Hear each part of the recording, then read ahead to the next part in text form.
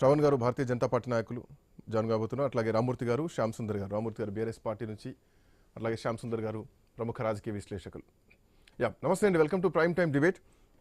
ముందుగా రామూర్తి గారు, ఎట్లా చూస్తున్నారు? సుప్రీంకోర్టు వరకు బీసీలకు సంబంధించినటువంటి రిజర్వేషన్ల అంశం పోయింది. సుప్రీంకోర్టు ఈ రోజు దాన్ని రిజెక్ట్ చేసింది. హైకోర్టులో విచారణలో ఉండగా మళ్ళీ సుప్రీంకోర్టుకి ఎందుకు వచ్చారని చెప్పేసి రిజెక్ట్ చేసింది. సో హైకోర్టులో ఎల్లుండి విచారణ జరగబోతోంది. ఇప్పటికే ఇంప్లీట్ పిటిషన్లు కూడా వేస్తున్నారు. సో ఎట్లా ఉండబోతోంది, ఏం జరుగుతుంది అనుకుంటున్నారు? ఊహించండి అండి, తెలంగాణలో పాలిస్తున్న కాంగ్రెస్ ప్రభుత్వానికి పూర్తిగా తెలివి లేదన్నది క్లియర్ గా అర్థమైంది. ఎందుకంటే 42% ఏ విధంగా అవుతుంది అన్నది ఇప్పుడు బీసీ సమాజం మేల్కొన్నది. బీసీ సమాజానికి మొత్తం తెలిసింది. ఎందుకంటే ఓన్లీ రాజ్యాంగ సవరణ చేసి 9th షెడ్యూల్లో పెడితే మాత్రమే దానికి చట్టబద్ధత ఉంటుంది. అదే విధంగా అయితే సుదీర్ఘంగా కూడా అయితే బీసీలకు న్యాయం జరిగే అవకాశం ఉన్నది. కాబట్టి కేంద్రంలో దాదాపు, ఎందుకంటే 55 ఏళ్ల పైచిలకు ప్రభుత్వంగా పనిచేసిన అయితే కాంగ్రెస్ అన్యాయం చేసింది. దాని తర్వాత ఇప్పుడు బీజేపీ కూడా ఉన్నది.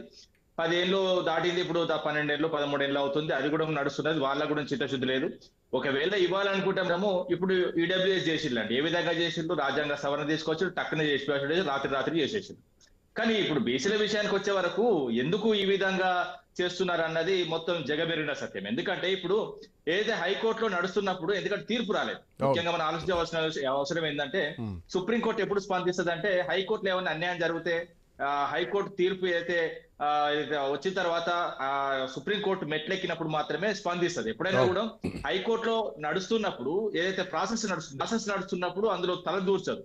ఎందుకంటే ఇప్పుడు అది క్లియర్ గా అర్థమైంది. ఎందుకంటే ఇప్పుడు దూరుతుంది అన్న విషయం మనకు అర్థమైంది. కాబట్టి ఇలాంటి విషయాలు వస్తున్నాయి.